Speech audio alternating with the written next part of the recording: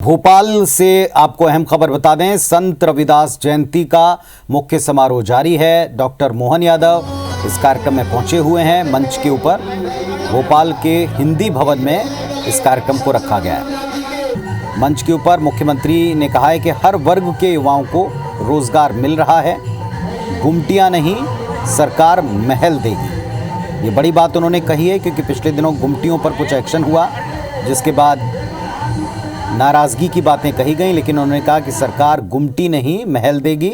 नगर निगम हर मांग का समाधान देगा। सागर में 100 करोड़ का रविदास जी का धाम बन रहा है।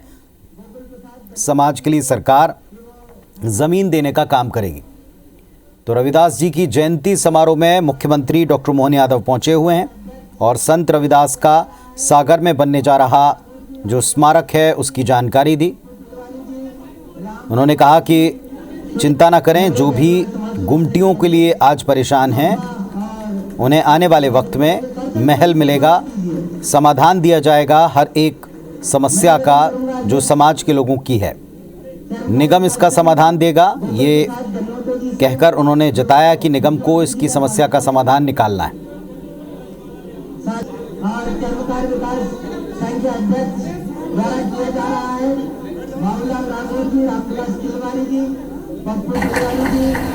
संत श्रोमणी रविदास जी महाराज की आज के इस कार्यक्रम में मंच पर विराजमान कार्यक्रम में माननीय विधायक श्रीमान भगवान दास समनानी जी, माननीय महापौर श्रीमती मालती राय जी,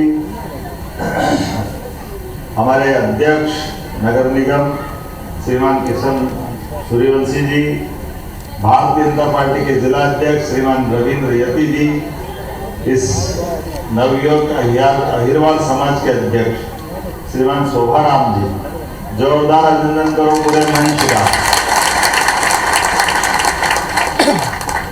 एक ऐसे अतिथि महापुरुष हुए हमारे बीच 648 साल पहले, जिनके जीवन के मूल उद्देश्य समूची मानवता के लिए, समूचे भारतवर्ष के लिए, समूचे संसार में अद्वितीय व्यक्ति है जो गंगा के किनारे बैठ करके मन चंगा तो कठौती में गंगा ये बता करके गंगा जी का अस्तित्व, गंगा जी की एक धारा अपने बीच में हिमालय से निकल करके गंगा सागर तक जाती है, लेकिन सच्चे अर्थों में तो गंगा जी से जो संबंध आता है वो मन की आंखों से आता, मन की आत्मा से आता। मनुष्य के परिवार और समाज के अंदर ये जो हमारे अंदर परमात्मा बैठे हैं, ये परमात्मा अपने अंदर दर्शन देते हैं, हमारा जीवन धन्य करते हैं। भगवान को कहीं और देखने की जरूरत नहीं है, अपने शरीर के अंदर देख लो। इसको लिए कहा गया है आत्मा सो परमात्मा, आत्मा में ही परमात्मा। ये भगवान कृष्ण ने भी बोला, रविदास जी ने भी बोला, लेकिन रविदास जी का जो ये आनंद है, अपने जीवन काल में अपने काम को करते करते अपने देश धर्म पे भी स्वाभिमान के साथ झंडा गाड़ के रहने का अगर बड़ा रिकॉर्ड किसी के नाम पे तो रविदास जी के नाम पे हमें इस बात का गर्व है। और उनकी भक्ति की उस रसधारा में वो तो खुद गंगोत्री थे, जिनमें संस्कार की गंगोत्री बह रही। कौन उनके पास इस गंगा स्नान करने नहीं आया? चित्तौड़ की महारानी मीराबाई, बनारस के घराने के बड़े बड़े राजा महाराजा, और राजा महाराजा को देख करके उनको कोई बहुत बड़ा अलग एहसास नहीं था, और गरीब को देख करके जो आनंद उनको आता था उससे बढ़कर के कुछ नहीं हो सकता है। वो जीवन भर हम सबको याद रहे। ऐसे रविदास जी महाराज को प्रणाम करता हूँ और आनंद के साथ आप और हम सब मिलकर के जो रविदास जी ने जीवन में धारण किया कि भक्ति भी रखना है, लेकिन भक्ति के साथ साथ अपने को कर्मवाद के सिद्धांत से भी जोड़ना है। उनका तो दर्शन इतना बड़ा था, वो सोच सकता था कि अपने हाथ से अपने जीवन को चलाने के लिए जितना कमाएंगे उसका आधा समाज के लिए बांट देंगे। ये कोई कर सकता तो केवल रविदास जी महाराज कर सकते और उनके अलावा कोई नहीं कर सकता। इतना बड़ा उदाहरण है। हमारे द्वारा बनाए गए 2 उनके दुकान के सामान, उसमें से एक अपने जीवन के लिए और एक का सारा खर्चा अपने भक्तों के लिए। उसीलिए तो भगवान ने भी उनकी परीक्षा ले ली। ऐसा कहते कि एक बार भगवान उनके कष्ट देख करके पारसमणि देने आ गए साधु सन्यासी के भेष में और कहा कि महाराज ये आप इतना अच्छा काम करते थे, पारसमणि रख लो। इससे क्या होता है? बोले इससे जिसको छुआओगे सोना बन जाएगा। फिर क्या होगा? बोले सोने से आपकी सारे कष्ट मिट जाएंगे। बोले मेरे को जरूरत नहीं है। बोले नहीं, मेरी इच्छा दे दो। परमात्मा स्वयं देने जिनके पास आए तो ज्यादा आग्रह करा तो भगवान से लेकर के उनने अपनी टापरी में ऊपर लकड़ी में लगा ली। कुछ दिनों बाद देखा कि महाराज तो वैसे के वैसे ही। कुछ समय बाद आया, उनको लगता कि रविदास जी का है। बोले वही वो भजन कर रहे, आनंद कर रहे। उनसे पूछा क्यों महाराज मैंने आपको पारसमणि दी थी? बोले हाँ दी थी। कहाँ है? बोले वो रखी हुई है। तो बोले वो रखने के लिए थोड़ी दी थी, आप अपने जीवन में उपयोग करो। बोले भगवान ने मेरे आपने जो मुझे 2 हाथ दिए ना, वो हाथ ही परमात्मा ने मुझे जीवन भर के लिए प्रेरणा दी। ऐसे मेहनत के अलावा आने वाला धन दौलत इसकी कोई आवश्यकता नहीं। हम इसको कोई साथ में लेके अपने भगवान के वहां जाने वाले नहीं, सब यहीं का यहीं छूट जाएगा। ऐसे में हमारे साथ अगर कोई जाएगा तो हमारे पुण्य कर्म जाएंगे, हमारे सदकर्म जाएंगे, हमारी सद्भावना जाएगी, समाज का विश्वास जाएगा, सबका प्रेम जाएगा और जीवन का आनंद जाएगा। इसको कमाने के लिए हम जीवन में आते हैं। ये जो उदात्त भाव लेके चलने वाला अगर कोई है, इसलिए उनको संत शिरोमणि की उपाधि मिली। ये संत शिरोमणि की उपाधि ऐसे नहीं मिलती।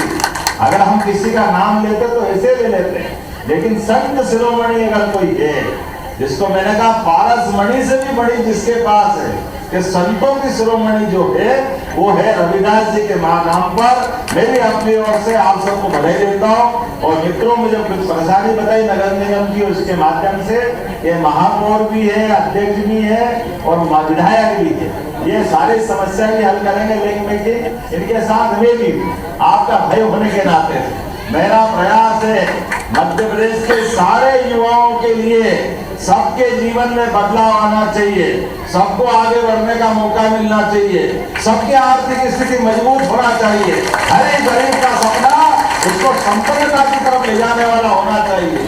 सरकार का मतलब ही है सरकार गरीबों की गरीबी दूर करे, युवाओं को काम दे, महिलाओं को सम्मान दे और किसानों का सम्मान बढ़ाए। मुझे इस बात का गर्व है, हमारी सरकार बनने के बाद हमने पूरे प्रदेश में ये माहौल बनाया है और पूरे प्रदेश में नहीं देश में डंका बज रहा है कि मध्य प्रदेश बहुत तेजी से आगे बढ़ रहा है।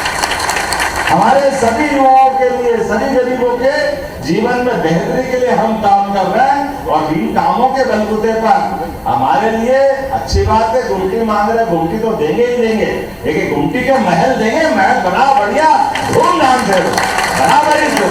क्या तकलीफ है? हमको मालूम है आज के समय में, इस कठिन काल में सरकार के माध्यम से और आपको और आनंद आ रहा है। यशस्वी प्रधानमंत्री नरेंद्र मोदी जी का समय है, जोरदार ताली बजाएं माननीय मोदी जी के लिए, जिनके नेतृत्व में आज गरीब से गरीब आदमी सम्मान के साथ जी रहा। नरेंद्र मोदी जी भी उस गरीबी से निकल के आए, जो बच्चा चाय चाय चाय रेलवे स्टेशन पे चाय बेचते इस देश में लोकतंत्र को गौरवान्वित करते हुए तीसरी बार के प्रधानमंत्री बने, तो आप हमारे लोकतंत्र की ताकत से बने। ये भीम अपने हमारे भीमराव अंबेडकर जी की देन से बने। सच्चे अर्थों में पावर मिले, गरीब से गरीब आदमी का बच्चा भी प्रधानमंत्री बन सकता है, मुख्यमंत्री बन सकता है। मैं भी आपके जैसे परिवार में से आता हूँ। मेरे आसपास उज्जैन में तो समूचा रविदास समाज ही है मेरे घर के आसपास। इतना आनंद आता है मुझे तो।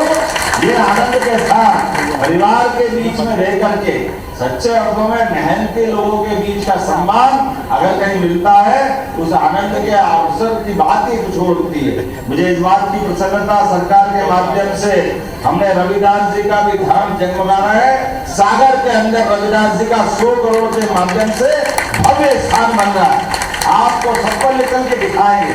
और उज्जैन में रविदास जी का गुरुद्वारा है, मैं हर साल वहां जाता हूँ। गुरुद्वारा जहाँ रविदास जी स्वयं उज्जैन आए थे। उज्जैन में हमारे अवंतीपुरा के पास नयापुरा के अंदर अपने यहाँ एक अच्छा गुरुद्वारा बना है। मैं उम्मीद करूंगा उन सारे कामों के लिए लगातार जाऊंगा। मुझे बताया कि सामाजिक कार्य हो तो समाज के लिए जमीन का आवंटन करना जरूर करेंगे, चिंता मत करो, आप लोग चाहोगे सब मिलेगा और समाज के लिए तो मिलेगा ही। गरीब आदमी को भी मकान दिलाने के लिए आप सुन लेना, जिनके सर पे छत नहीं है दोबारा सर्वे करा रहा 2.5 लाख के मकान आपको भी दिलाया जाएगा। ये हर गरीब का सपना माननीय मोदी जी के माध्यम से सार्थक होगा। 10 लाख मकान शहरी क्षेत्र में फिर बनाने वाले हैं और गांव के अंदर वालों को भी निराश नहीं करेंगे।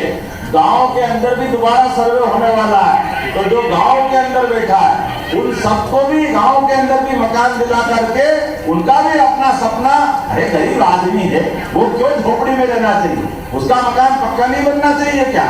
उसका मकान भी पक्का बनना चाहिए, उसका भी बनाया जाए, कोई छूटेगा नहीं। लेकिन शिक्षा, चिकित्सा, रोजगार और समानता का अवसर ये हम सबको डॉक्टर भीमराव अंबेडकर के माध्यम से मिला है। निश्चित रूप से सरकार वो सब काम करती जाएगी। आज के इस अवसर पर मेरी अपनी ओर से बधाई। एक बार फिर बोले रविदास जी महाराज की।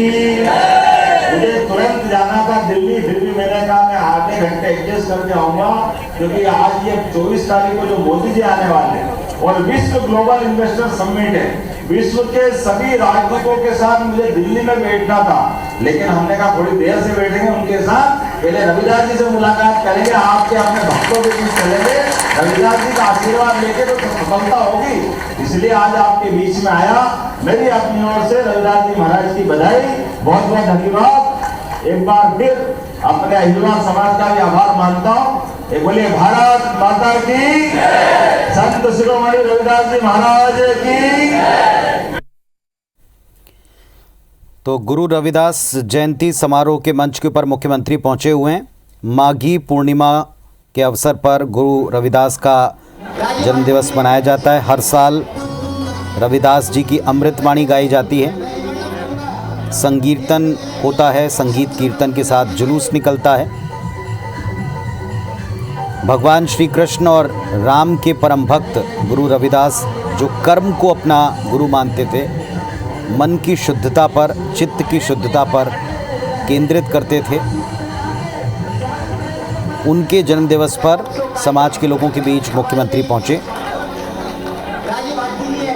भारतीय परंपरा के एक ऐसे संत जिन्होंने कर्म प्रधान और कर्म की प्रधानता दोनों को परिभाषित किया, अपने अनुयायियों को कर्म करने बिना भेदभाव के साकार ईश्वर में अपनी आस्था जोड़ने के बारे में उपदेश दिया।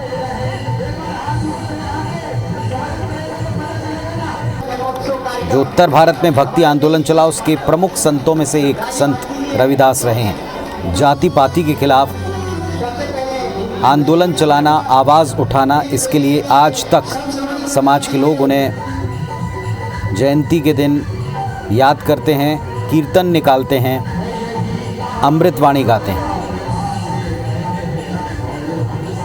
संत रविदास जी एक अलग पंथ के पथ प्रदर्शक भी रहे हैं।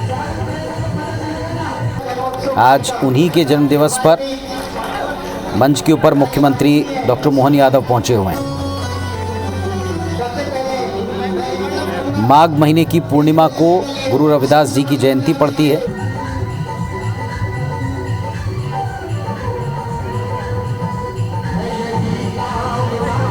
संत रविदास जो जन्म से मिली जाति और पहचान से ऊपर कर्म से मिली पहचान को तरजीह दिया करते थे, और आज उन्हीं के जयंती के अवसर पर मुख्य समारोह में मुख्यमंत्री पहुंचे और समाज की सभी समस्याओं के समाधान का भरोसा दिया।